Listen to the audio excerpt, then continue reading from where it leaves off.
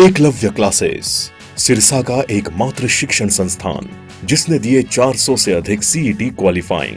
सभी बच्चों को किया पुरस्कृत। नए बैच स्टार्ट, नए पैटर्न पर आधारित HSSC screening, HSSC group D, 3 days demo free, study material free, all competition exam, well qualifying teaching staff, biometric attendance, weekly test series. Address नए बस स्टैंड के सामने, सिरसा। Contact 9055966396 and 9055966496।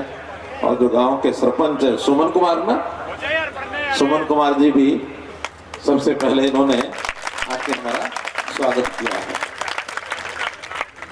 आसपास के गांव के और भी सरपंच आए हैं क्या? हाथ खड़े कर दो। केवल सरपंच, सरपंच ही करना, सरपंच पति नहीं। क्यों? आप खड़े करो। अब हो गया नीचे यार। देखिए, हमने पंचायतें बढ़ाई हैं पढ़ी लिखी, और पढ़े लिखी सरपंच का, पढ़े लिखी पंच का या जिला परिषद पंचायत समिति सदस्य का मतलब यही है कि जहां जाए खुद जाए और धड़ल्ले से अपनी बात रखे। अगर आपने इसका पालन नहीं कराया तो हमारी जो बहन बेटियां, हमारी माताएं जो चुनाव लड़ के आगे आने की जिनका अवसर मिला है वो पीछे रह जाएंगी। क्यों बहनों, आपका क्या मत है? जो सरपंच है खुद आना चाहिए ना उनको, उनके पतियों को, भाइयों को तो नहीं आना चाहिए? आए वो बैठे हैं, वो भी आए बैठे, लेकिन आके अपने गांव की बात तो उन बहनों को, उन माताओं को, उन बेटियों को करनी चाहिए, तभी वो आगे बढ़ेंगे। ठीक है, समझ गए? अगली बार उन्हीं को भेजोगे ना, हैं? अच्छा, कौन कौन आए सरपंचों के प्रतिनिधि इस नाते से? कौन कौन आए हैं? सरपंच खुद तो नहीं है, एक है, पीछे एक है, तो आगे ध्यान आ गया ना, उन्हीं को भेजना। बुला सको तो अभी बुला लो, दूर है। चलिए, तो मित्रों, इस बातचीत में 2 हिस्से बातचीत के। एक हिस्सा तो हमने पिछले 8.5 साल 9 साल में हरियाणा की सेवा करने में कोई कसर छोड़ी नहीं है अपनी ओर से। मैं आपकी ओर से नहीं कह रहा, मैं अपनी ओर से कह रहा हूं, हमने कोई कसर नहीं छोड़ी। दिन रात 24 घंटे 12 महीने, हफ्ते के 7 दिन, महीने के 31 दिन, सारी टीम पिछली सरकारों से भी डबल काम हमने किया है। लेकिन किया है कि नहीं किया है, कुछ बातों की जानकारी आपसे लूंगा, तब मुझे पता लगेगा कि किया है कि नहीं किया। और बातचीत का दूसरा हिस्सा रहेगा कि आपके गांव के लिए हमने और क्या करना है। आखिर ये काम तो लगातार चलेंगे, अंत कभी नहीं होगा। नए काम आएंगे, नई चीजें खड़ी होंगी, नई जनता आएगी, नए उनकी आवश्यकता जरूरतें होंगी। कुछ पुराने काम हैं उनको ठीक भी करना पड़ेगा, रिपेयर भी करना पड़ेगा। नई जरूरतों के हिसाब से टेक्नोलॉजी बदल गई, जमाना बदल गया, सिस्टम बदल गया, उसके हिसाब से चलना पड़ेगा। ठीक है ना? तो अब मैं जो हमने किए हैं काम, उसमें से कुछ 2-4 बातें मैं पूछता क्या हूं? मैं ये पूछना चाहता हूं आपसे एक प्रश्न के रूप में कि क्या हमने 8 साल में आपके हिसाब से कोई भी एक काम बढ़िया किया है या कुछ नहीं किया? अरे हाथ तो खड़े कर लेते पहले, मुझे ये पता तो लगे कि कितने लोग हैं जो बात बताएंगे। आपने तो सबके मुंह की बात छीन ली। माटी बेची आपने, वो सबसे बढ़िया। एक करके मैं पूछूंगा। अब आप बताओ नौकरी वाली बात।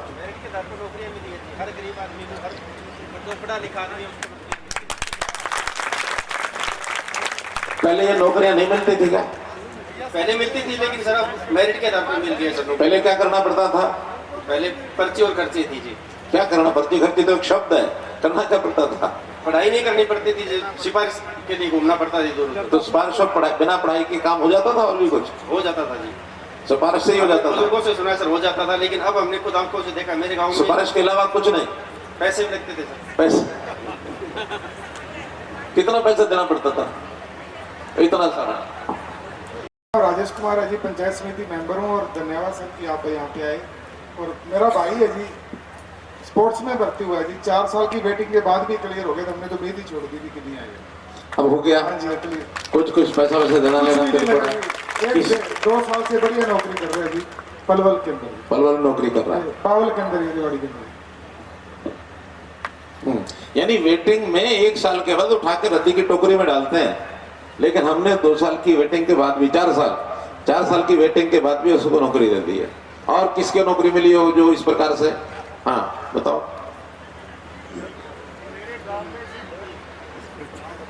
मेरे गांव बरोखा में 32 आदमी इस सरकार में डी ग्रुप में और इंस्पेक्टर से लेके पीएन तक लगे और सारे बिना किसी पैसे लिए और मेरिट किया था।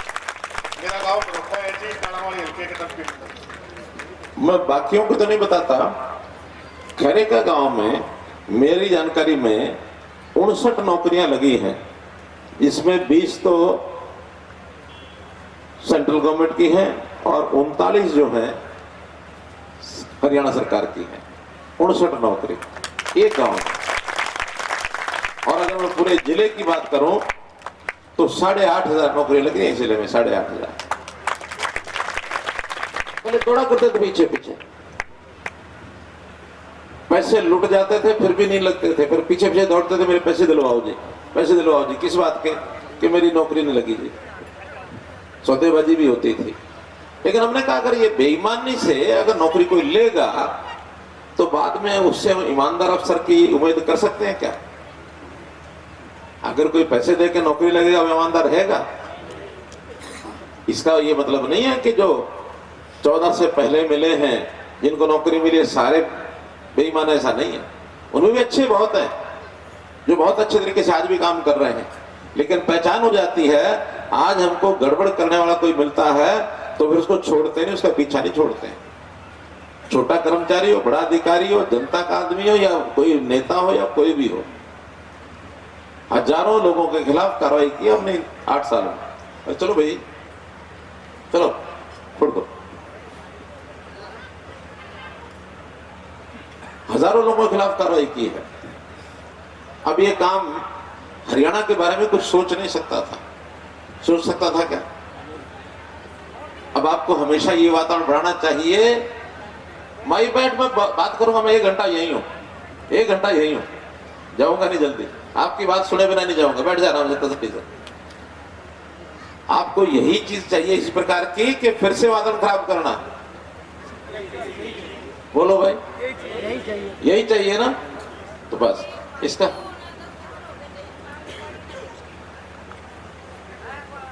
अब हमें कोई तकलीफ दिक्कत है आपके, हमें लिख के बताना, आपको बताएंगे क्या है। बैठो।